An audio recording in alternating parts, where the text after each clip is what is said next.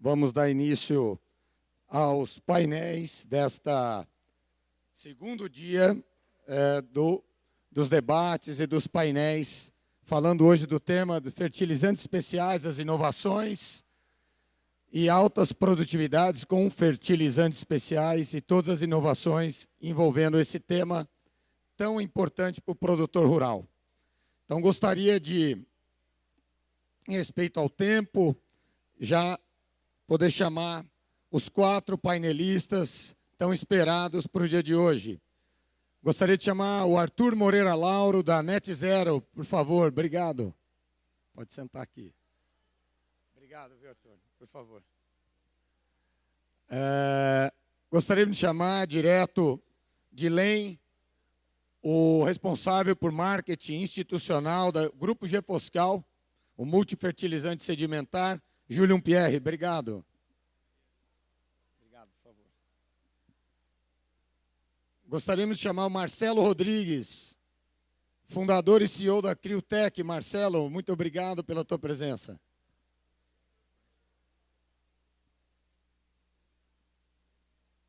Obrigado, Marcelo. A Criotech, que é uma startup, vai falar muito sobre nanotecnologia, muito aguardado. E o Harley Bernardes Salles, não precisamos apresentar a Yara, uma honra ter a Yara aqui conosco. Obrigado. Por favor. Pessoal, lembrando, os debates e painéis são no modelo de talk show, ou seja, um modelo bem informal, onde a gente estimula a participação não só dos painelistas e debatedores, mas também dos produtores e do público presente. Vamos lá, vamos começar. A gente começou chamando o Arthur, vamos começar falando da Yara. Empresa pequena, startup. Obrigado pela presença, Yara. Bem, sim, tem. Bem, eu agradeço ao convite que nos foi encaminhado, né, para que pudéssemos participar desse momento junto com vocês.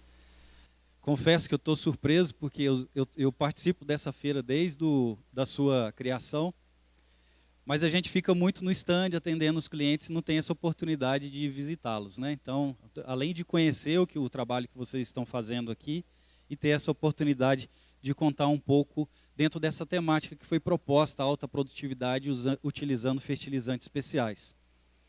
Bem, eu me ative aqui e tem uma palavra nessa frase, que é o que me faz estar há 21 anos trabalhando no segmento de nutrição, que é o quanto é especial o fertilizante, né? Esse gráfico, né, é atribuído ali tem uma citação de onde vem esse material, mas ele é interessante que ele coloca numa escala, ele não é uma escala cronológica, mas da quantidade de vidas que foram poupadas por essas invenções que a humanidade criou, né?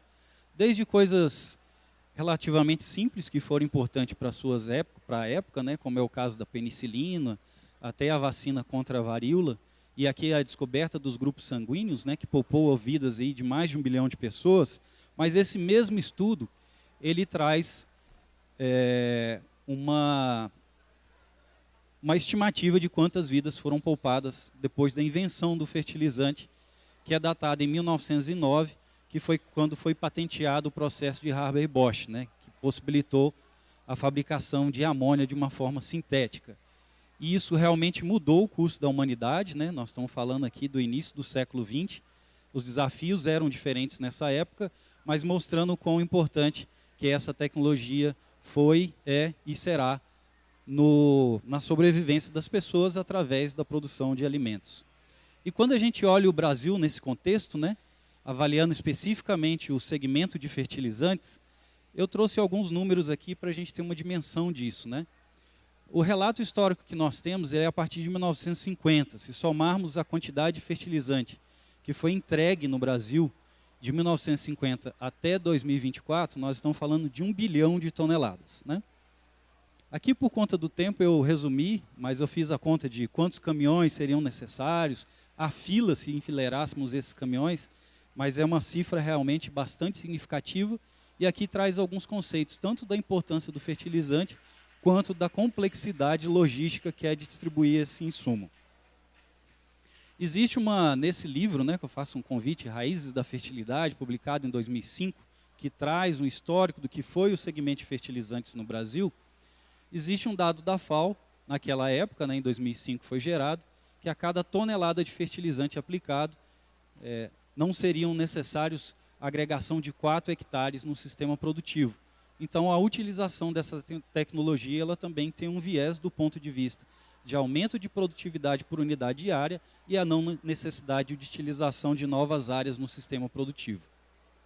E por último aqui, se pegarmos a área agricultável, ou a área colhida no Brasil no ano passado, que foi em torno de 79 milhões de toneladas, nós estamos aqui, nós temos um equivalente aqui de 51 vezes a área agricultável do Brasil, que foi poupada com a utilização desse 1 bilhão de toneladas. Bem, entretanto, trazendo agora para o momento presente, o segmento de fertilizantes quanto à agricultura, ele tem sido avaliado do ponto de vista dos desafios atuais, especialmente com relação à emissão de gases de efeito estufa, e o fertilizante, tanto na sua utilização quanto produção, nós vemos que tem um valor significativo em função da maneira como ele é produzido, né?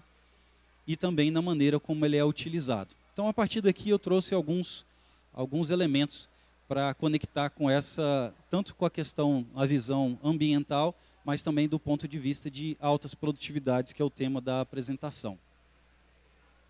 E aqui eu procurei uma figura que exemplificasse o papel não só da indústria de fertilizantes, mas quanto dos usuários, né, e recomendantes desse papel que está ligado tanto à causa quanto ao efeito dessas questões envolvidas com a emissão de gases, né? Então, na realidade, a gente tem um papel que está envolvido com os dois efeitos, né, tanto com a causa quanto com o efeito. Então, aqui tem um levantamento, né, que foi feito, mostrando o quanto que a Yara, através do desenvolvimento de tecnologias, reduziu a emissão principalmente de gás carbônico na atmosfera, né? Então, ali em 2019, se considerarmos de 2005 e 2019, houve uma redução de 45% na emissão de CO2, em função do desenvolvimento de uma tecnologia, né, que eram pastilhas que, enfim, não deixavam com que esse CO2 fosse emitido para a atmosfera.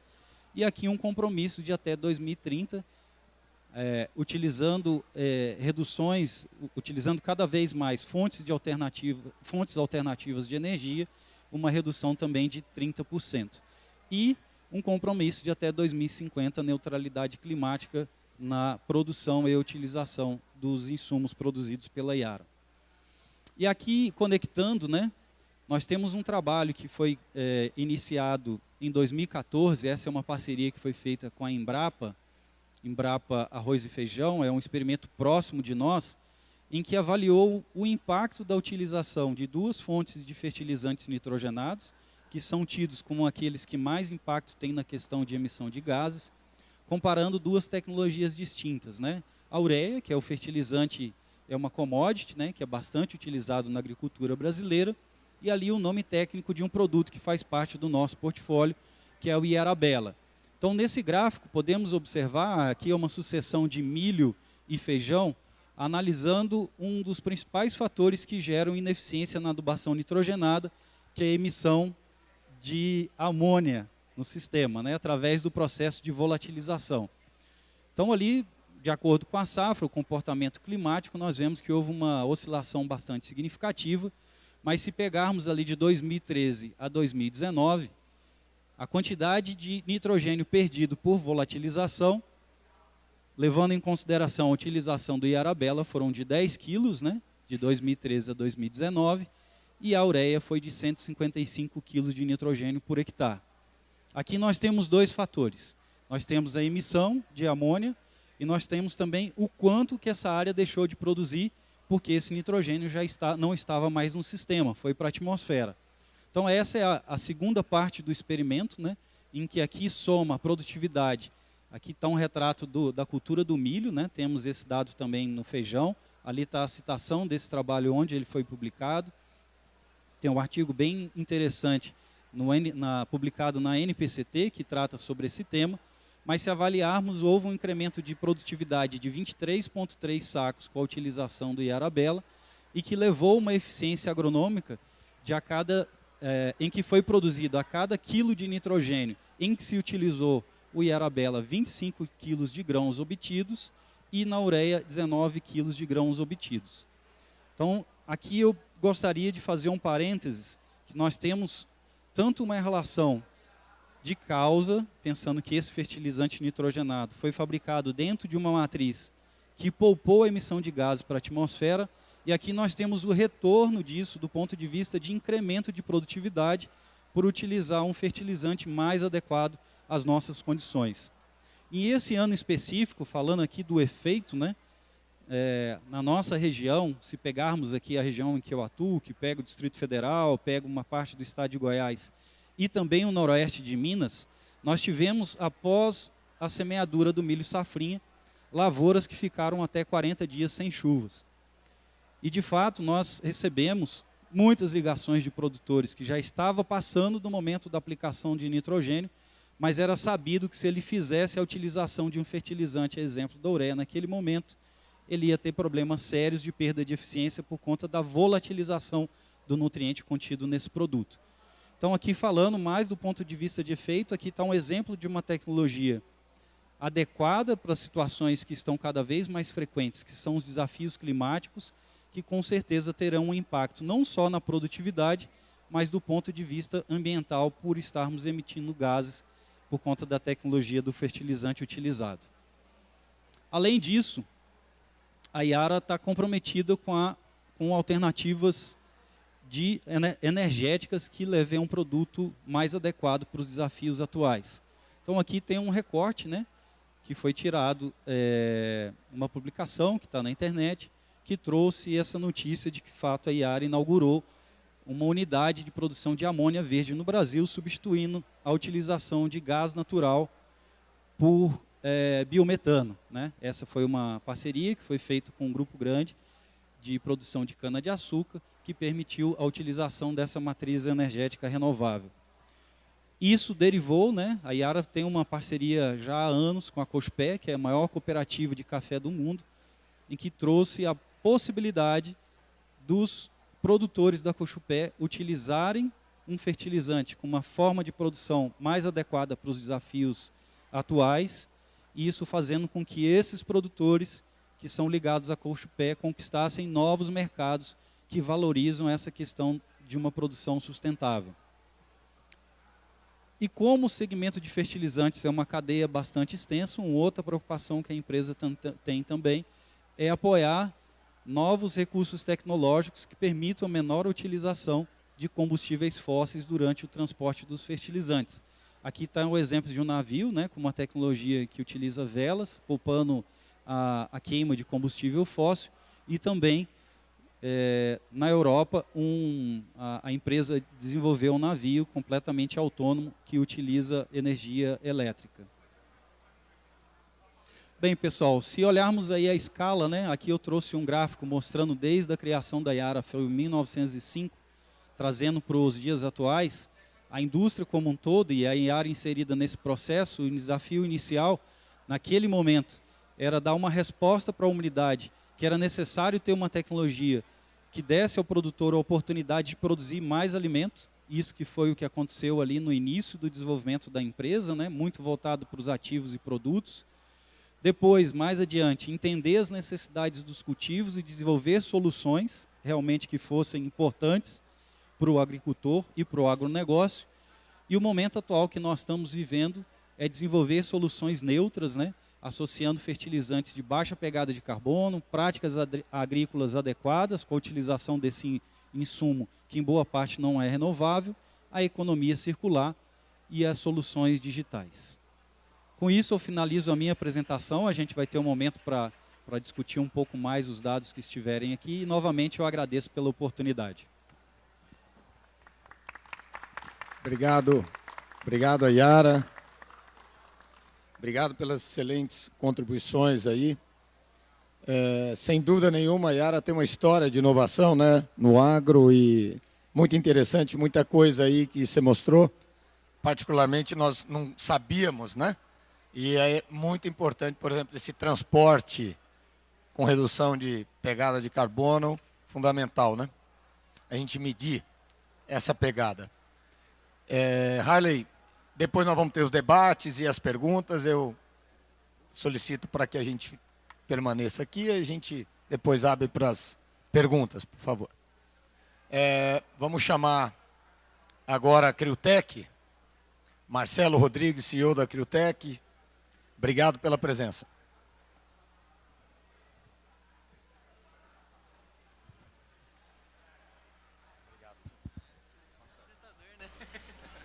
Bom dia, pessoal. Primeiro, agradecer a comissão organizadora pelo convite, cumprimentar os colegas da mesa. Eu vou ser bem objetivo, vou falar de algumas linhas de tecnologias que a gente vem desenvolvendo usando Carbon Dots, que são esferas de carbono na ordem ali de 5 nanômetros. O que a gente tem feito isso na parte de bioestimulação de plantas e a quarta geração de fertilizantes, né? Então, a Criutec, ela...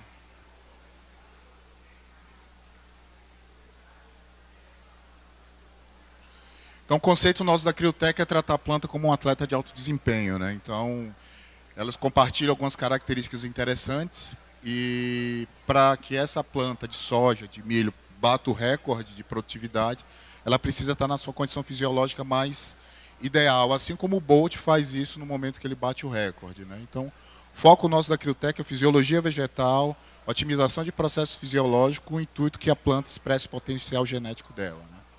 Então, a gente tem trabalhado com linhas de Carbon Dots. Essa aqui é uma ilustração. O Carbon Dot 1 deu origem à arbolina, tá? É focado em fotossíntese, em processos de metabolismo primário, produção de açúcares. O Carbon Dot 2 ele vem numa segunda geração focado em metabolismo secundário, então ele já vem quebrando o açúcar, ele é focado em ativação de enzimas associadas a metabolismo de açúcares. Carbon Dot 3, metabolismo de nitrogênio, então produção de proteínas, aminoácidos, e isso tem alguns impactos fisiológicos. Carbon Dot 4 é um potencializador, a gente tem trabalhado em potencializar herbicidas. E o 5 é um carreador que faz parte de uma outra tecnologia que eu vou mostrar para vocês. Então não vou entrar muito nisso aqui. Ano passado a gente só tinha arbolina, mas a gente avançou com um produto focado em algodão, focado na fisiologia do algodão. Um para cana, um para milho, vamos lançar um agora para citros, tá? Tudo baseado naquelas tecnologias. O único produto que a gente tem que é puro é arbolino, o resto são misturas de blendas com o objetivo de potencializar a parte fisiológica. Então, o Carbon Dot, o Carbon Dot 2 ele ativa sucrose, sintase e invertase. Basicamente é o seguinte: você aumenta a fotossíntese com a arbolina, gera sacarose, ativa essas enzimas, elas quebram o açúcar e reinjetam no sistema, né? E aí gerou dois produtos. Lógico, a invertase ela tem um papel importante, principalmente isso está na literatura. Resistência a estresse térmico, ela mexe na questão de fonte-dreno, fluxo fonte-dreno, na questão de alocação de carbono. Isso é uma enzima importantíssima. E a gente ativá-la ou desativá-la tem papéis fisiológicos importantes. Então aqui uma comparação, por exemplo, se eu estou quebrando açúcares, eu estou produzindo mais açúcares redutores, né? E você olha e observa o Carbon Dot 2, comparado com os outros, ele basicamente triplica a produção de glucose e frutose.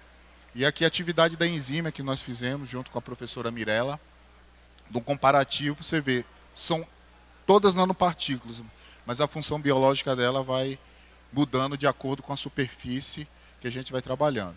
Então criamos o CrioGrowth, isso na época da pandemia, focado em açúcar, ou seja, o tolete de cana tem açúcar, eu ativo a enzima que quebra ela, consequentemente eu potencializo divisão celular e geração de hastes secundárias, né, de perfilhos. Uma coisa interessante que a gente tem observado é a potencialização da biota benéfica, então, através de metagenômica, e, obviamente, sinalização para bactérias e fungos que são benéficos para a biota. Isso é importantíssimo, ou seja, a gente não está não só beneficiando a planta, mas indiretamente potencializando o micro-organismo que às vezes é introduzido pelo produtor ou está associado ao solo. Isso aqui são alguns resultados recentes que a gente tem, com 150 ml no plantio, então 30, 34 e 12 toneladas por hectare, são de áreas em usinas já colhidas. Então a gente tem trabalhos em consultorias e trabalhos em usinas, os resultados estão saindo agora. O Crio Max foi engraçado, foi um desafio que foi colocado para a gente. Eu preciso de uma empresa produtora de semente de milho. Eles tinham um problema que, em alta temperatura, o pólen desnaturava. Então, eu precisava ter um pólen mais viável. E aí trouxeram o desafio, a gente montou as formulações, testamos e a gente viu, isso aqui são resultados que eles mandaram para mim. A formulação que deu origem ao Crio Growth, ela aumenta em torno de 20% a 11% a viabilidade de pólen. Isso se reflete na produtividade lá no final, né? Então, aí passei os dados para a equipe de pesquisa de produto, eles pegaram, a contragosto meu, colocaram no safrinha e começaram a sair resultados interessantes, né? Em várias culturas, né? Então 23 sacos, tem vários trabalhos feitos na ordem que sai de 3 sacos a quase 30 sacos de diferença. O Carbondot 3 está focado em metabolismo de nitrogênio, então a gente faz indução de floração, isso são resultados bastante relevantes, a gente criou o Crio Bloom para o algodão, então a gente tem uma base científica interessante, que o nitrogênio, a modulação do nitrogênio ela é importante nesses processos de regulação de floração, engalhamento, isso para o algodão é interessante. E aqui um dos dados de laboratório nosso, ó, comparando a arbolina, o Carbondot 2 e o 3, vocês podem observar que numa dose, aqui no caso era de 500 mg a litro, eu tenho o tomate floresce pleno, basicamente, enquanto a arbolina, que é o produto nosso, né, o referência, ele não chegou nem na metade. Então, você vê que a modificação de superfície ela permite esse tipo de coisa. Então, resultados de enzimas de fixação de nitrogênio, dados de campo nas melhores consultorias em termos de produtividade de algodão, vai de 7 arrobas a quase 80 arrobas que a gente vem observado, né? Então, dá um ROI interessante para o produtor. Então, isso são coisas da Criotech, focado em fisiologia vegetal. E aí a gente lançou uma outra empresa, junto com o Maia, junto com a Casa Bugre. Nós criamos uma spin-off chamada AgriLife. E a gente entrou num conceito de nutrofisiologia, ou seja, associar essa nanopartícula de 5 nanômetros a nutriente com o objetivo de você aumentar a eficiência da nutrição. Que é um gargalo hoje, quem lê o Plano Nacional de Fertilizante, a gente vê a dependência que a gente tem. Não se trata de redução de doses, trata-se de aumento de eficiência. Então, isso aqui está na literatura, né, mais recente. Então, basicamente, eu tenho a produtividade das áreas tratadas, menos a produtividade da mera testemunha ou controle, pela quantidade de nutriente utilizado. Então, a base é essa, tem uma base científica, e a gente partiu para os trabalhos. Então, pegamos uma nanopartícula de carbono, basicamente pegamos algumas formulações que já eram comuns no mercado, já tinham um balanço, já eram produtos que já tinham 20 anos no mercado sólidos, eram sais, transformamos em líquido, aumentamos a superfície, melhoramos a permeabilidade na folha e na planta, e, consequentemente, entregar. Essas partículas de carbono, eu gosto de dizer que elas se espalham na planta de maneira muito eficiente. Então, eu consigo carregar esses nutrientes para dentro da célula. E isso faz uma diferença absurda. E aí potencializa algumas coisas interessantes. Só para acelerar, né, são os 2 produtos que nós lançamos agora recente, baseados em formulações que já existiam, são formulações líquidas. A gente usa basicamente 50% da garantia do original e a gente tem uma eficiência de entrega muito maior. Então, fizemos alguns trabalhos no Ipacer, por exemplo, com tomate. Você vê a fertilidade 4 quilos por hectare. Na fertirrigação, nós conseguimos aumentar a eficiência do nutriente e ainda aumentar em umas 2 toneladas no trabalho, né? Então, e aí se eu for te dizer para vocês o quanto que houve de... a gente está falando aqui de 20% da dose. Lógico que eu preciso de uma base no solo, mas a adubação foliar a gente consegue melhorar bastante. A gente sai de 150% de eficiência para 820%, né, no agrobases. E aqui alguns exemplos de uma planta tratada com fertilizante na Fert normal, 4 quilos, e com agrobase, você vê, o desenvolvimento da planta é maior, né? Então isso aí foi algo bem interessante. No Fortes, alguns exemplos que a gente tem, também essa é fertirrigação, aquele outro a gente fez foliar, basicamente 10 quilos por hectare, trouxemos para 4 litros, basicamente 2 quilos por hectare, se a gente fosse transformar massa a massa, e a gente tem esses efeitos. Os piores resultados que a gente consegue empatar, né? Lógico que isso está dentro de hortaliças, de HF em que o nível de fertilidade é bastante alto, né? Tem alguns outros exemplos que a gente tem, e exemplos de áreas tratadas a nível de cliente, né? Desenvolvimento da planta maior, gera economia e uma tecnologia que, do ponto de vista estratégico nacional, ela é importante. Tá? Então, dado que algumas reservas de nutrientes elas são finitas, esse tipo de tecnologia ela pode auxiliar, prolongar a vida das minas e aumentar a eficiência, reduzir impactos, uma série de outros aspectos. Essa é a AgriLife, é uma empresa que a gente criou junto, né? Então, ela é focada em nutrição e a Criotech vem na parte de estimulação. Então, a gente trabalha junto mais ou menos nisso e a gente faz parte do grupo Casa Bugre. Então, isso são alguns dos projetos que a gente tem que já estão chegando no produtor. Hoje eu tenho em média de uns 150 ativos em desenvolvimento com o objetivo de se chegar no mercado. Obrigado, gente. Muito bom, Marcelo. Obrigado. Obrigado. A gente do COR, que conhece já há algum tempo a Criotech, desde lá de Ribeirão Preto, através do Maia, do Marquinhos, também então parabéns pelo espírito empreendedor baseado na ciência. Gostaria de chamar o nosso Arthur Moreira Lauro, da Net Zero, também empresa que a gente conhece, confia bastante, falar um pouquinho do seu Biochar. Obrigado. Teste. Bom dia, pessoal. Obrigado, Arthur. Sou o Arthur Moreira Lauro. Trouxe hoje para vocês um pouco sobre o Biochar, que é o carro-chefe da Net Zero. Eu sou engenheiro de pesquisa e desenvolvimento, engenheiro mecânico de pesquisa e desenvolvimento. E, bom, basicamente, o que é o Biochar, né? O Biochar, ele é uma degradação térmica da biomassa que geralmente é refúgio de agricultura. Então, a gente tem, por exemplo, bagaço de cana, a gente tem casca de café, casca de arroz. A gente faz uma degradação térmica dele, que se chama pirólise.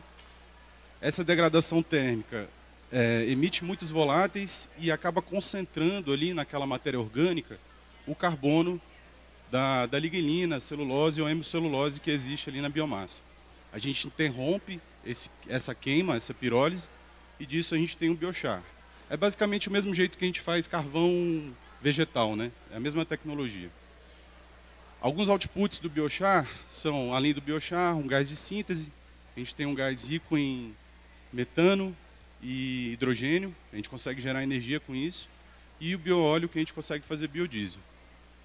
Então, algumas características do biochar, né? Ele é um composto físico que tem uma estrutura muito porosa, uma área superficial muito grande e tem basicamente em sua estrutura compostos orgânicos como carbono, hidrogênio, oxigênio, nitrogênio, inorgânicos como fósforo, potássio, magnésio, e tem a possibilidade de os grupos funcionais hidroxil, amido e aldeído se conectarem com alguns metais pesados no solo.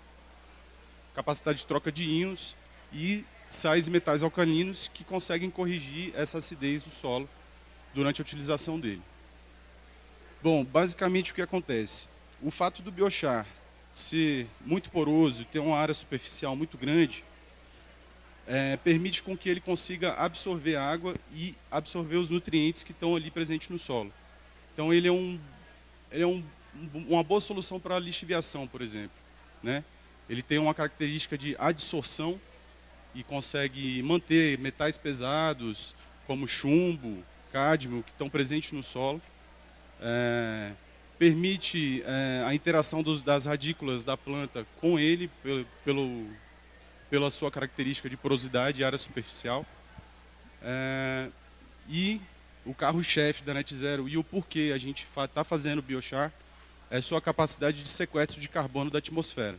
Então, esse é um estudo do professor Stephen Joseph, é um professor australiano que hoje eu posso falar que ele é o papa do biochar, né?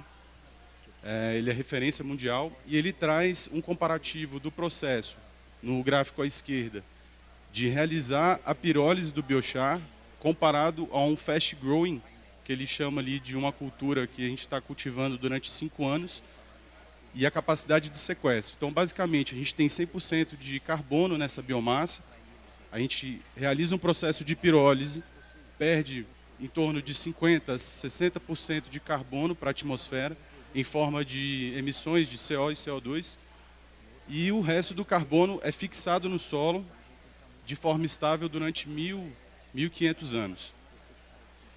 Comparado a uma cultura nova que está sendo cultivada com a utilização do biochar, em torno de 3 anos, naquele círculo vermelho, intersecção dos dois gráficos ali, a gente tem a compensação de emissões pelo processo da pirólise e o excedente até o 5º ano de cultivo daquela biomassa é o tanto de carbono que a gente está sequestrando da atmosfera.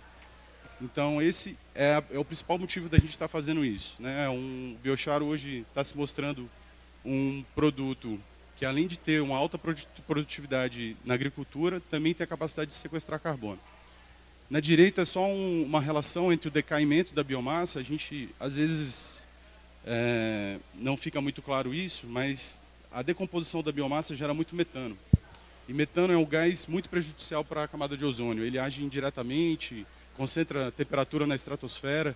Então, em 1 ano e meio ali, que é o círculo vermelho de intersecção, se a gente deixasse, por exemplo, a biomassa se degradar ao céu aberto, a gente teria emitido ali a mesma quantidade de carbono que o processo da pirólise, né? Então, mostrando que a degradação aberta, né, da matéria orgânica é muito prejudicial para a emissão de carbono. Então, falando um pouco sobre a Net Zero, hoje a gente está desatualizado aqui, está faltando mais uma que começou a operar mês passado. Então, a gente tem uma usina em Camarões, na África. A gente tem 2 usinas ali na região do Café, em Minas Gerais, Lajinha e Brejetuba. E a gente tem mais uma usina que começou a operar no mês passado em São João do Manauaçu, em Minas Gerais também, que opera com casca de café. Todas elas operam com casca de café como matéria-prima. Esses são alguns dos efeitos, né? A gente tem um controle aqui, o colaborador ali do lado, e um teste que foi feito com 2,5 toneladas por hectare de biochar, né? A gente percebe a diferença de volume das espigas, né? A produtividade ali em 15 toneladas por hectare, utilizando biochar, né? A produtividade das sacas, também de 36,7 sacas em relação ao controle. Essa colaboradora do lado das espigas, a gente percebe a altura, né? Em comparação às 2 espigas. A gente fez um teste também com mudas de viveiro, né? Esses são os resultados, utilizando tratamento ali de 0,8%, 1,6% e 2,4%.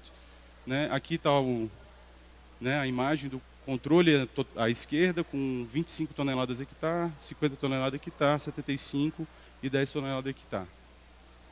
Né? A gente também fez alguns testes com cana-de-açúcar, percebeu o melhoramento na altura, no diâmetro do colmo, né? No comprimento do entrenó e no rendimento da biomassa. Esse é uma imagem do nosso colaborador do lado do controle dos testes que foram feitos, né? A gente percebe a diferença de altura da cana.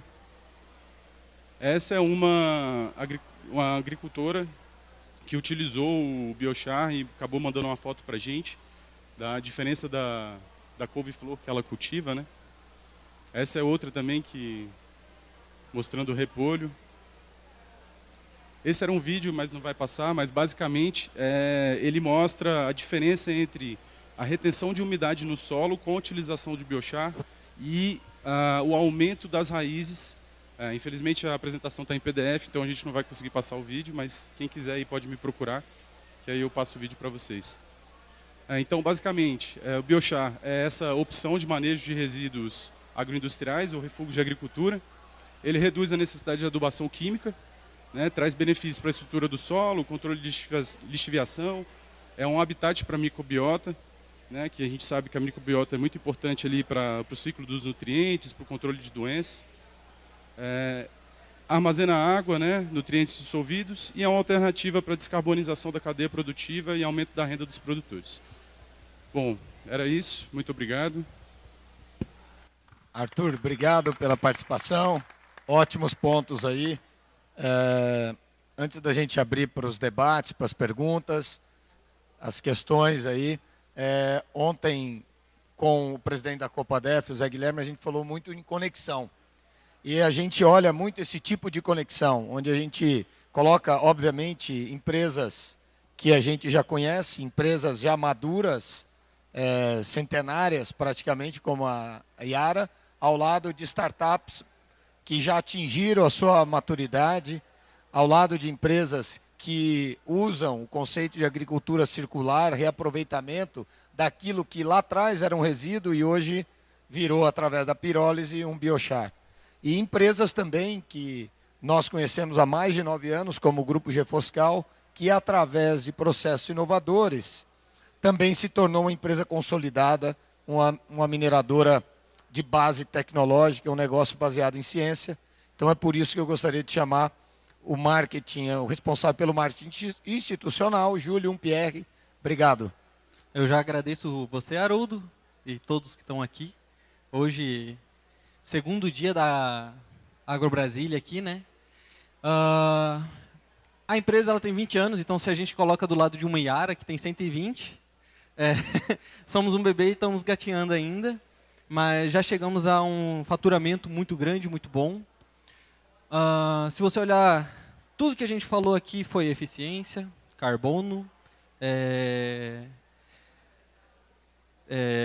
fisiologia de planta e fertilizante, ele está tudo isso. Não existe um produto que consiga entregar tudo, mas a gente tenta chegar o mais próximo disso, né? Então, hoje aqui com a Gefoscal, o que eu quero apresentar? O que é o fertilizante mineral misto Gefoscal? A gente tem um problema no cerrado brasileiro, no Brasil, que a gente tem solos muito pobres. E a gente tem uma dificuldade muito grande de aumentar um elemento muito específico, que é o fósforo. Então, se a gente analisa curva de fósforo, fixação de fósforo, cara, a gente perde mais de 70% do nosso dinheiro investido do fósforo no solo. E o que a Gefoscal veio fazendo? A gente tem 20 anos de empresa, 20 anos de mineração. Na verdade, de mineração a gente tem apenas 10 anos. Então a gente começou... Por que o nome da empresa é Gefoscal, né? A Gefoscal ela é uma empresa que começou como uma revenda familiar. Então o seu Pierre começou há 20 anos atrás, vendendo gesso, fósforo e calcário. E a empresa foi crescendo muito, muito, muito. E a gente chegou no momento lá, a nossa sede em Luiz Eduardo, teve uma dificuldade muito grande por seca. E ali apareceu uma oportunidade e a gente adquiriu a canadense, que era a nossa fornecedora de fósforo. Quando a gente aproveitou essa oportunidade, o jogo virou para nós. Ali a gente começou a controlar a matéria-prima. Quando se controla a matéria-prima, você se controla a qualidade, você tem controle do processo inteiro. E o nosso fósforo, qual que é a diferença do fósforo comum? Hoje, a gente tem vários tipos de fósforo. Grande parte do fósforo vendido no mercado, ele é um fósforo magnesiano. Então, ele tem que passar por um processo de acidulação. Então, ou você vai fazer um ataque com ácido sulfúrico, ou um ataque com um ácido nitrogenado, que daí você produz um MAP, ou um super simples, né? O Gefoscal, a gente tem um fósforo que é sedimentar marinho. Então, qual que é a diferença?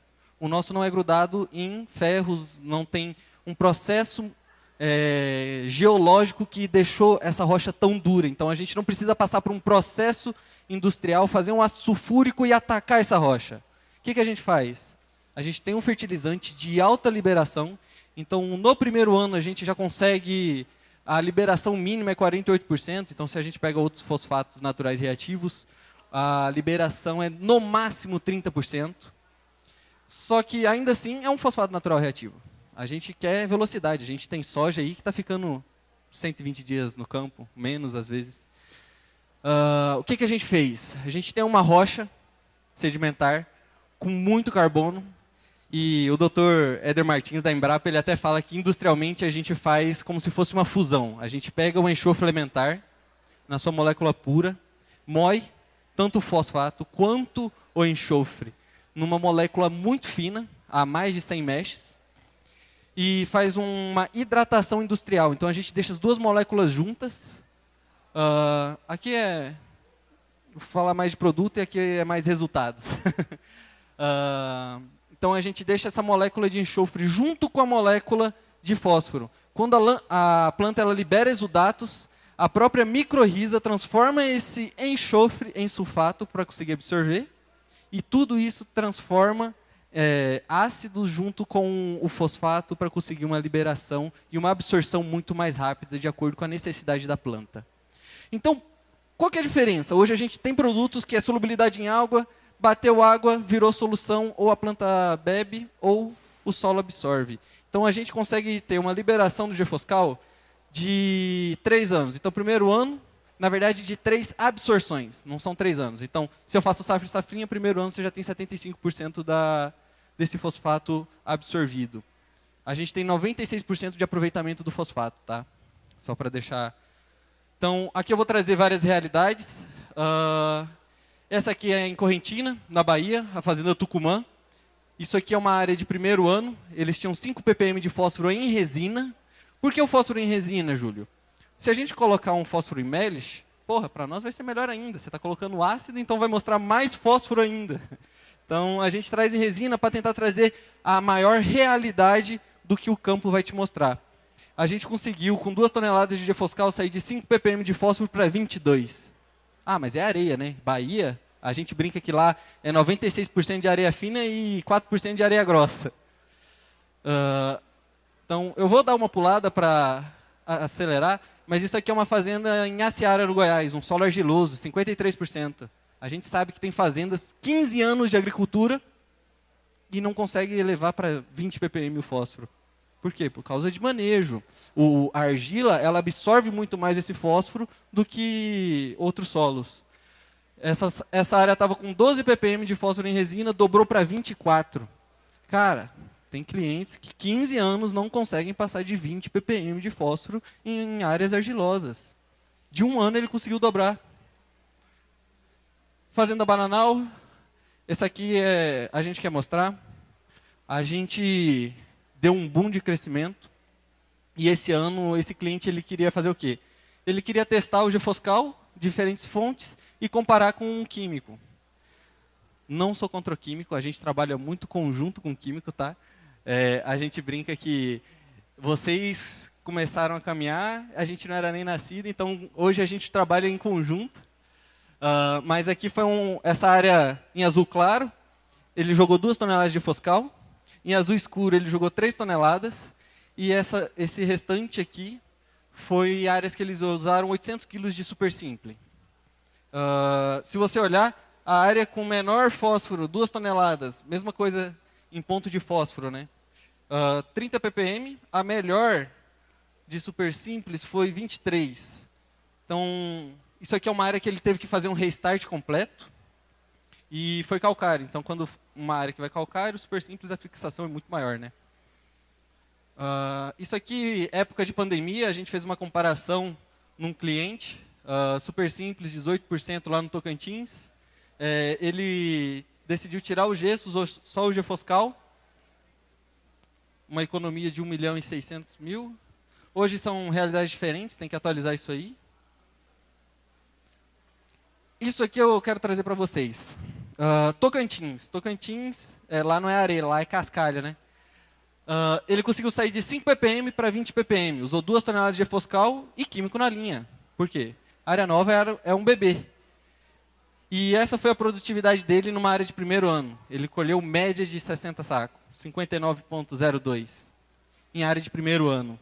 Esse ano eu estava lá, na área de segundo ano dele ele fechou média de 72 sacos, usando o Gefoscal como uma adubação que vai entregar durante o ciclo, e ele usou um MAP na linha para quê? Para que entregue no inicial da planta. Então ele está criando estrutura de solo para conseguir melhor aproveitamento, né? Estou trazendo várias realidades aqui para que vocês entendam que o Gefoscal ele é um fertilizante que ele vem para auxiliar, é mais uma ferramenta para o produtor e uma ferramenta com melhor efetividade. Para fazer perfil, hoje a gente trabalha para fazer perfil. O que a gente não quer é ficar perdendo dinheiro pro solo. Aqui foi uma realidade, 2021, a consultoria... tudo isso aqui que eu estou trazendo para vocês, a gente não fez nada. Foi tudo a consultoria querendo bater na gente e foi trazendo os resultados. Então, safra 2021, eles fizeram uma comparação super simples, 800 quilos, Gefoscal 2 toneladas. Então, tudo com a mesma quantidade de pontos de fósforo. No primeiro ano, a gente perdeu em 5 arrobas no algodão, 370 sacos e 370 arrobas por hectare e 365 arrobas por hectare. Já na safra 21-22, teve um veranico, e veranico na Bahia, o mínimo é 30 dias. foi 236 sacos, 236 arrobas com super simples e o Gefoscal com 258. Por quê? Porque o Gefoscal, eu falei de fósforo, falei de enxofre, mas na nossa molécula ela tem silício, são 250 quilos por tonelada de silício. Tem um carbono, que é um carbonato, então tem mais 10% de carbono. E se eu for falando aqui, a gente vai passar o dia inteiro. Mas teve uma diferença de 22 arrobas. Por quê? Porque o silício ele auxilia nessa resistência da planta. Então, o algodão ele conseguiu ter uma estrutura muito melhor para resistir a um veranico muito pesado. Ah, Júlio, mas produtividade são N fatores que podem alterar a produtividade. Eu quero saber a eficiência do fósforo. Foi bom? Essa é a diferença. A área que foi super simples, no primeiro ano, primeira amostragem, com o super simples foi para 17 ppm resina, o Gefoscal foi para 32.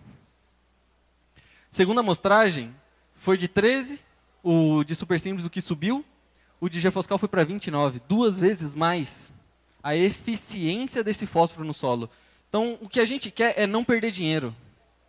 Imagina, você está ali todo ano produzindo nessa fazenda, R$1 milhão e você está conseguindo aproveitar no máximo R$500 mil, sendo que você pode estar aproveitando 960 mil. Essa aqui é a indústria, hoje ela está finalizada, é um processo industrial gigantesco. Hoje a gente tem uma produção que pode chegar até mais de 1 milhão de toneladas ano e tem espaço para aumentar bastante ainda. Eu agradeço a presença de todo mundo aqui e é isso aí. Obrigado, Júlio.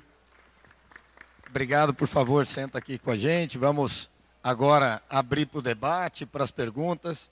Muito bons os pontos trazidos aí. Vamos lá, pessoal? Vamos abrir para as perguntas, para os debates, questionamentos, observações. Eu levo o microfone aí e aí nós começamos a acionar os debatedores aqui.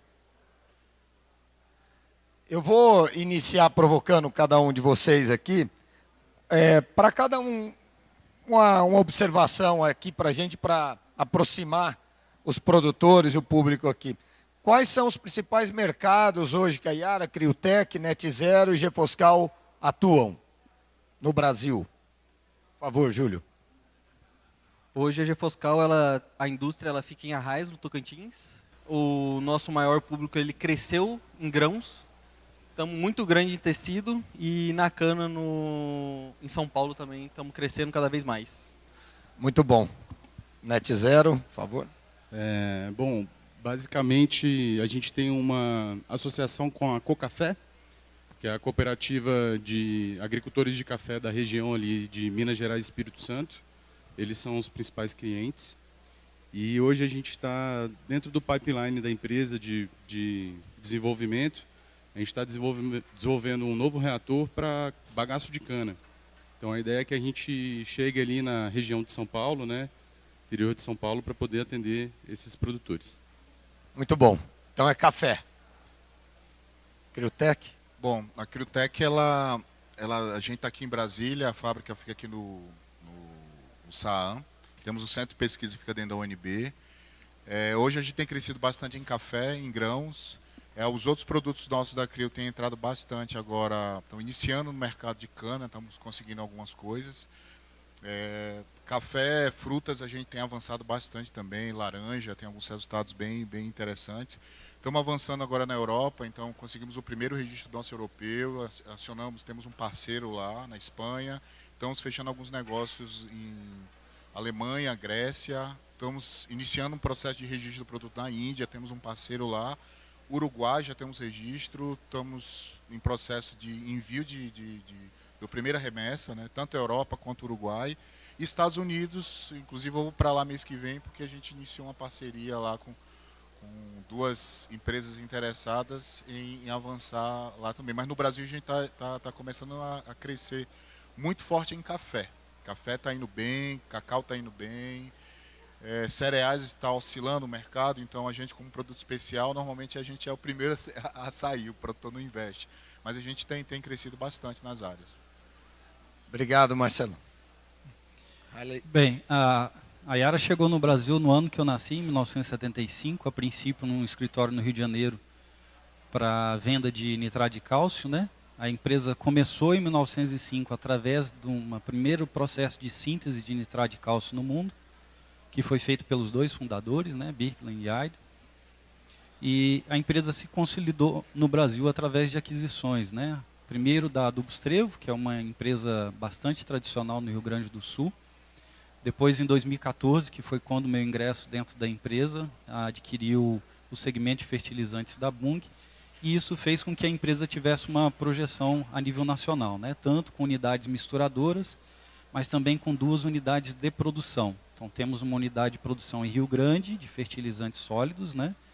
Em que é uma unidade verticalizada, que tem um pier, que recebe matéria-prima vinda de outros países. E também com essa projeção que houve no mercado, a empresa tinha apenas uma unidade de produção de fertilizantes foliares na Europa e houve a necessidade de construir uma unidade que fica em Sumaré. Então, assim, os segmentos que a empresa atua, praticamente todos os cultivos, né, pensando desde hidroponia, a palma de óleo, cana-de-açúcar. Inclusive, nossos times são segmentados de acordo com o perfil dos clientes, de acordo com a aptidão da região para cada um dos sistemas de cultivo, mas entendendo em ter uma solução adequada para o cultivo, mas também para a necessidade do agricultor. Perfeito. Então, cana-de-açúcar e soja estaria Sim. nos maiores mercados da Yara. O que está próximo aqui, o mercado, aqui a gente, vou puxar a sardinha para o meu lado, né? Eu sou de Brasília. Brasília, no contexto agrícola, é pouco falado, Brasília é o Distrito Federal, mas aqui, o único cultivo que nós não temos aqui, eu acho que cana-de-açúcar. Assim, se a gente rodar 200 quilômetros aqui no entorno do Distrito Federal, a gente vai ver praticamente todos os cultivos, né? E a gente consegue atender todos esses produtores. Mas, com certeza, os maiores mercados, principalmente pensando em volume, né, de fertilizantes sólidos, é a cultura da soja, o café e a cana-de-açúcar. Muito bom. Obrigado, Harley. Vamos lá, pessoal. Perguntas? Vamos explorar o conhecimento do pessoal aqui. Tudo bom, doutor? Muito bom. Obrigado. Por favor, eu só peço seu nome e a cidade. Monique, moro em São Paulo. Minha dúvida não vai para o Arley, tá, Arley? Visto, né, perfil de comportamento de compra, né, dos produtores, principalmente produtores de grãos, e novas tecnologias, né, qual que está sendo o principal entrave na adoção dessas tecnologias por parte dos produtores que vocês têm encontrado na venda de valor desses produtos? Obrigado. Vamos começar com o nosso amigo Júlio. Acho que a melhor resposta é o preço da soja. Você chega lá, eu não vou falar as palavras que o produtor fala, né? Mas a soja, quando deu essa queda muito grande, foi um choque para o produtor. Mesmo que a gente sabia que alguma hora o preço ia voltar ao seu estado natural, o produtor ele teve um choque muito grande e eu acho que ele está tentando se recuperar muito disso. Então ele está se segurando em relação a novas oportunidades de tecnologia. Então, o que ele está fazendo? Arroz com feijão. É isso. Está aparecendo uma oportunidade muito legal, você adiciona isso aqui no seu manejo. Poxa, é legal, mas o preço da soja não está legal, o químico está alto, eu não estou falando de fertilizante somente, os defensivos também. Então, o produtor está tentando se resguardar para quê? Se estruturar, se capitalizar novamente para tentar trazer novas tecnologias para campo, né? Muito bom, Júlio. Arthur? O Júlio, é a mesma coisa com o Biochar, tá? É engraçado isso. É porque tecnologias novas, eu acho que o agricultor, ele fica um pouco pé atrás, sabe? Ele não vai botar em risco a safra dele testando uma tecnologia nova sem ter certeza que aquilo vai dar certo. Então, acho que é muito na teoria do segundo seguidor, assim, tipo, alguém usa, deu certo, aí aquela pessoa viu que alguém usou, não, vai dar certo, vou usar também. Então, para nós está sendo bem isso, assim, a adesão está difícil porque é um produto novo, né? Tem muito estudo, tem muito artigo comprovando que é bom, que vale a pena, mas o agricultor está está sendo conservador, sabe? Está fazendo arroz com feijão, está fazendo o que sabe que dá certo, sem correr muito risco. Ô, seu Eduardo, eu vim te vender aqui dois bags aqui de fertilizante. Ah, não quero comprar não, agora não, João. Mas o Marquinhos comprou 2 toneladas aqui de mim, ó. Traz 4. Muito bom, é isso aí. Vamos lá, Marcelo. É mais ou menos o que os colegas colocaram, né? O produtor, acho que a adoção de tecnologia vai muito do retorno de investimento que ele pode trazer. As incertezas que a soja vem trazendo aí nesses últimos anos tem dificultado a entrada, né? Mas quando a gente vai para um produtor mais tecnificado, que gosta de tecnologia, a gente consegue entrar, a gente consegue mostrar o trabalho. E esse trabalho inicial acho que é importante, que depois vai contaminando os outros e vai indo, né? Mas retorno de investimento é um ponto-chave, e principalmente nesse período de incerteza. Mas culturas, por exemplo, café tá, cana tá indo, tá várias culturas que a gente tem trabalhado. Se você comer ketchup aqui em Brasília, a nossa tecnologia já está embarcada. São Paulo, Minas já está embarcada. Muito bom, Marcelo. Só explicando, a Monique é minha gestora, né? Meio óbvio aí porque que ela limitou Mas assim, embora a gente tenha segmentos distintos, né? Assim, os desafios são muito parecidos e é por uma preocupação muito genuína, né? O produtor está sendo desafiado a ser mais eficiente com uma quantidade menor de recurso, né?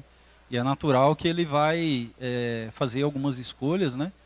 E eu acho que a venda de valor, uma coisa que a gente vive muito dentro da Yara, passa também pela pessoa, né? Pelo profissional que vai levar essa notícia, contar essa história ao produtor, né?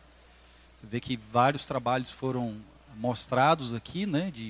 Validando cada uma das tecnologias, mas isso passa por pessoas, né? E essas pessoas que precisam convencer o produtor de que vale a pena, apesar dos desafios atuais, continuando investindo em tecnologia. Muito bom, Harley. Obrigado pela pergunta. Eu acredito que em outras palavras, eles falaram aqui de relação de troca, né? Ou seja, o preço da soja, do café, R$ 2.500 a saca, ajuda a adoção, e também a busca pelos primeiros a adotarem. Aquela curva de adoção de tecnologia, os primeiros a adotarem estão sempre do lado esquerdo e é a menor faixa desse grupo. E aí depois vem os followers, né? Falando em inglês, né? Enfim, os seguidores, né? Estão buscando esses seguidores, né? Que os primos agro, você fez a referência aos primos agros, eles conseguem trazer essa inferência de forma muito assim, didática e descontraída, né? Uma pergunta, por favor. Vamos lá. Seu nome e cidade. Bom dia, eu me chamo Tatiano, sou um egresso do curso superior de agroecologia aqui pelo IFB, aqui no DF. Bom, então, jogo a conversa para o Arthur da Net Zero. Recentemente a gente tem feito algumas práticas de produção de biochar aqui no IFB, como um incentivo, né, para mitigação de efeitos climáticos, para a construção de agrossistemas mais resilientes, né? E aí um pouco daquilo que a gente compreende do biochar é que ele pode trazer consigo uma carga de micro-organismos, de adubos, né, na hora que ele for colocado no solo. E é um negócio extraordinário, né? Então a gente sabe que, assim, a gente está vendo que a adoção desse processo, né, por camponeses e ecologistas, ela tem uma pegada de recuperar o meio ambiente e trazer uma ferramenta de mitigação dos efeitos climáticos. E aí a gente viu aqui por parte de vocês mesmos, né, o que é que traz isso para os grandes agricultores, o que é que convence eles, né, que é a questão da lucratividade na produção.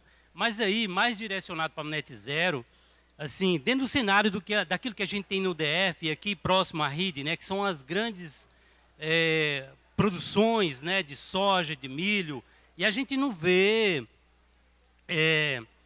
não percebe ainda no horizonte a adoção de algo tão interessante como o biochar, em grande escala, né, por efeito de mitigação mesmo do clima. Então a gente queria saber o seguinte: em cada segmento desse há uma forma de diálogo com eles. E aí eu, enquanto agroecologista, fico pensando aqui, quando é que a gente vai poder dizer que a gente adotou algo mais de interessante na agricultura para mitigar os efeitos climáticos? E a pergunta era, qual é o caminho para essa região de diálogo, para a adoção do biochar e algo assim?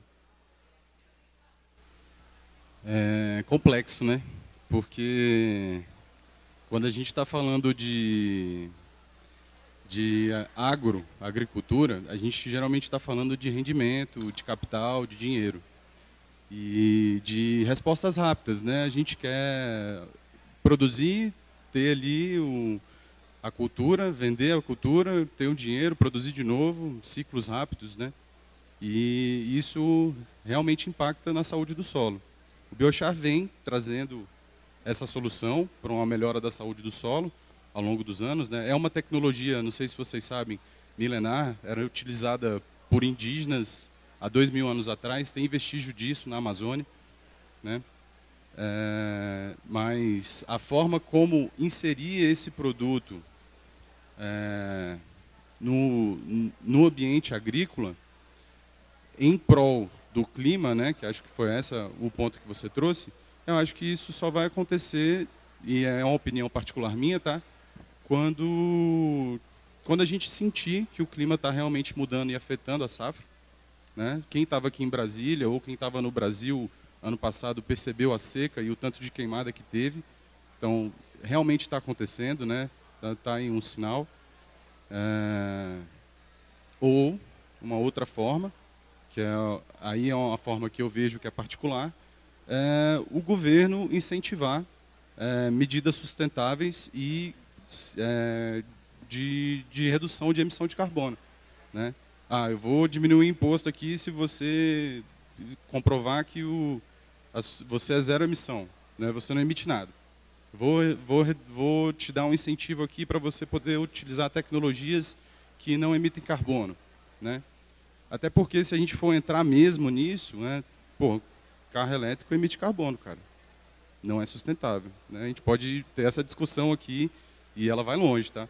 Então a gente tem que realmente entender, fazer uma análise do ciclo de vida, né, que é o Life Cycle Assessment que a gente fala, entender realmente o que está sendo emitido, o que a gente está capturando, para ver se compensa ou não para o clima, né? Ok. Obrigado, Arthur. Agradeço a participação. E esse é um dos objetivos, fazer esse tipo de conexão, né? Uma futura parceria, quem sabe pode nascer aqui desse painel aqui na região do PADEF. Vamos lá. Meu amigo, obrigado pela pergunta. Seu nome e cidade, por favor. Bom dia a todos. Meu nome é Matheus, sou representante da Campo Forte Fertilizante, a empresa da divisão da JBS. A gente trabalha na economia circular também, então é uma empresa que veio na pegada de crédito de carbono, tudo. É uma estratégia até 2040 do Net Zero. E minha pergunta linkando também ali com ele, eu acho que a gente está lidando muito com a questão cultural do produtor ainda. A gente ainda tem a questão do usar o convencional, tudo, a questão de custo e justamente o que o Arthur falou. Eu acho que a gente vai passar por um momento, enquanto igual a cana já tem hoje o crédito de carbono. A gente consegue, quando usa um produto com menor pegada de carbono, a gente creditar para eles. Então isso é rentável. Então a gente pensando em trazer isso para os cereais, a Bayer já começou a fazer isso. Eu acho que aí vai ser a virada de chave, trazer tanto para os cereais, para o HF, então acho que pode ser a mudança. E minha pergunta vai para o Arthur. O biochar, qual que é a relação CN dele? E para o Júlio, o Gefoscal, o fósforo dele solúvel em ácido cítrico, qual a porcentagem e a porcentagem solúvel em água? Obrigado. Peraí, só um momento. O que é relação CN? Desculpa isso, eu sou um engenheiro mecânico, né? Eu sou neném aqui perto dos caras aqui que sabem sobre, né? Explica para mim o que é relação CN, que eu vou tentar responder a sua pergunta. É carbono sobre nitrogênio. Eu não sei responder a sua pergunta, por exemplo. Tá? Eu posso te passar o contato do nosso doutor, engenheiro agrônomo, e eu te respondo dessa forma. Perfeito, obrigado, Arthur. O nosso produto ele é liberação 100% em ácido cítrico. Então, por isso que a gente coloca 3 extrações em ácido cítrico e em 2% em ácido cítrico, tá? Então, no primeiro ano, ele já libera no mínimo 48%, 25%, aí mais 23%, tá? Então, essa é a liberação. Em CNA mais água, o que acontece? Produtos que têm liberação em CNA mais água produtos dissolúveis em água, tá? Então... Perfeito, Júlio. Ou seja, é 100% solúvel em ácido cítrico. a gente fala que é 96%, 98%, porque tem a perda não calculável, né? Perfeito. Obrigado. Isso. Perfeito. Mais perguntas, pessoal? Obrigado pela participação. Seu nome e cidade. Me chamo Kaline, sou de Luiz Eduardo Magalhães.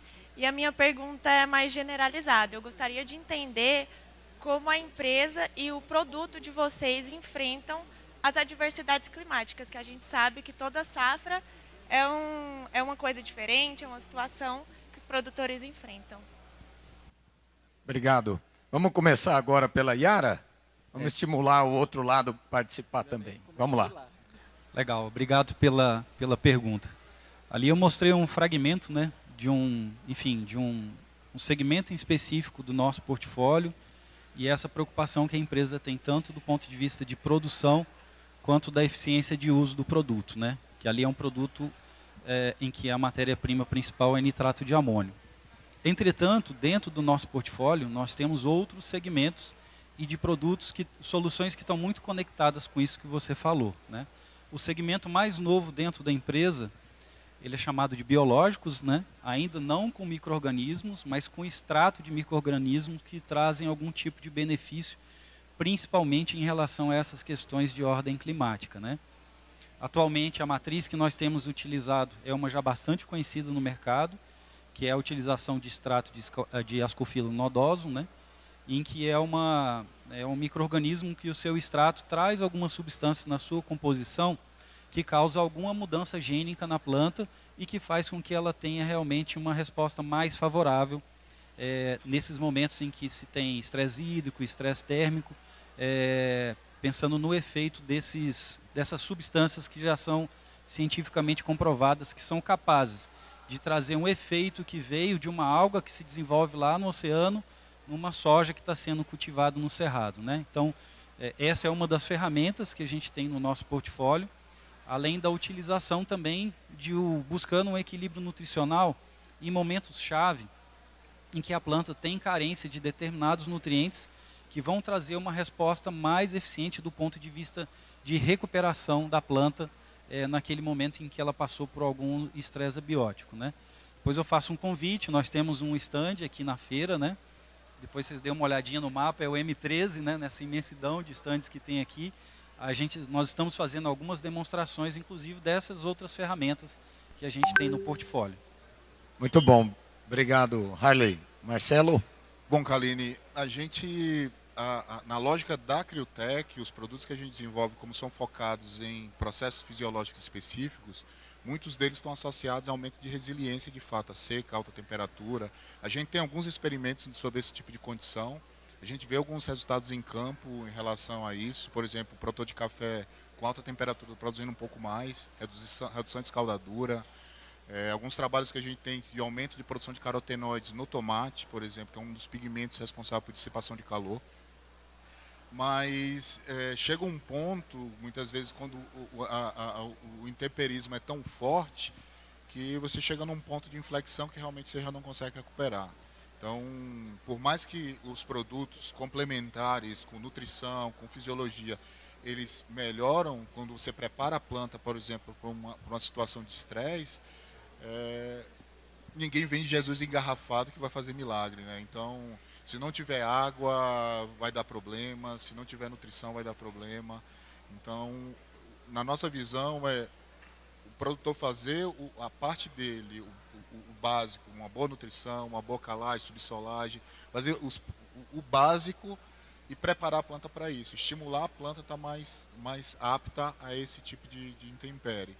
A gente tem alguns estudos, por exemplo, de expressão gênica, transcriptoma, que a gente consegue observar que em determinadas condições o tomate expressa rotas de defesa, por exemplo, a rota do inositol é muito reportada na literatura exatamente para estresse, de seca, de temperatura.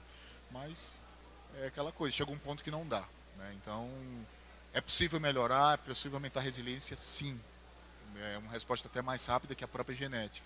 Mas, infelizmente, a gente não faz milagre, né? Então, não adianta nem propor isso para o produtor, tanto que a gente evita esse tipo de coisa. Prepare a tua planta, faça a tua parte, que ela bem estruturada, ela vai responder melhor. Muito bom. Obrigado, Arthur. Você pode repetir sua pergunta, por favor?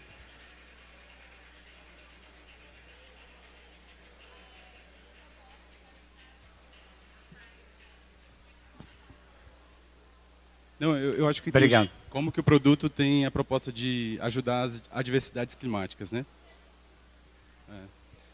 Bom, o biochar, ele, como eu disse, ele é um composto muito poroso, né? Ele tem uma grande superfície. Então ele tem essa propriedade adsortiva e ele protege contra lixiviação, contra algumas adversidades climáticas em relação a isso. Mas eu acho que a principal característica dele é ele ser um habitat ecológico para a microbiota rizossoma. E isso ajuda nos processos cíclicos ali, né, de nutriente, tanto de proteção da planta, quanto também de proteção do solo, né? Além do carro-chefe, claro, do sequestro de carbono com a utilização dele. Ele, querendo ou não, essa estrutura gera, do biochar ali no solo, gera uma estrutura que protege a planta, né, na parte do solo, retém umidade. Então, talvez em uma seca, por exemplo, a gente consiga ter mais retenção de água ali na região, né, da cultura. Bom, acho que é isso. Obrigado, Arthur. Júlio? Eu acho que a primeira coisa que vem é sistema de plantio, né? Então a gente tem que sempre pensar como que deixar plantas de cobertura. Áreas que não tem planta de cobertura, a perda de água, se eu não me engano, o dado é 30% maior em áreas sem cobertura, né? Então você pega 1 litro de água, você está perdendo por dia, você está perdendo 1,3 litro de água por dia. Então isso em um veranico de 20 dias pode trazer um resultado desastroso para o campo, né? Mas pensando em G. Foscal, hoje a gente bate muito na tecla do silício, né? A gente tem até trabalhos feitos com o Dr. Gaspar Kondorff, que é o papa do silício. E o silício ele ajuda, vamos pensar em soja ou em qualquer outra planta, o silício ele atua na estrutura da planta, junto com carbono, com cálcio. Então, a planta ela vai ter um melhor controle de estômatos, então você perde menos água. Então, uma planta que está bem estruturada, é claro que sem perfil de solo, sem o barril de nutrientes ali, vai ter uma perda gigantesca. Mas quando você está entregando um ambiente ideal, e você está entregando esse nutriente que é tão importante, que é o silício, então você está criando uma planta que é muito mais resistente a um momento de adversidade, que foi até os resultados que eu mostrei ali. Você, no momento de adversidade, você consegue se proteger muito mais. Então o silício ele ajuda nisso, e a gente falando de adversidade climática, a gente entra também em adversidade de pragas, né? Todo ano aparece uma praga que a gente perde o controle. Não existe. Alguma praga a gente vai perder o controle. E o silício ajuda nisso também. Então enrijece membrana celular e tudo mais. Então, ataque contra fungos, a planta está mais resistente também. Então, esse é o grande diferencial do G. Foscal, o silício, e a gente entrega cálcio também para a estruturação de plantas, né? Obrigado, Júlio. Pessoal, nós estamos com o tempo estourado e nós estamos na sequência um próximo painel super esperado aí. Então, em função disso, eu quero agradecer ao Harley da Yara, o Marcelão aí da Criutech, nosso parceiro há muito tempo aqui do COR. Net Zero também, que já teve em outras oportunidades conosco, que a gente conhece o trabalho de vocês. Parabéns. E o Grupo G. Foscal, mineradora com multifertilizante sedimentar brasileiro e inovador. Eu quero agradecer, Júlio, em nome de toda a diretoria do Grupo G. Foscal.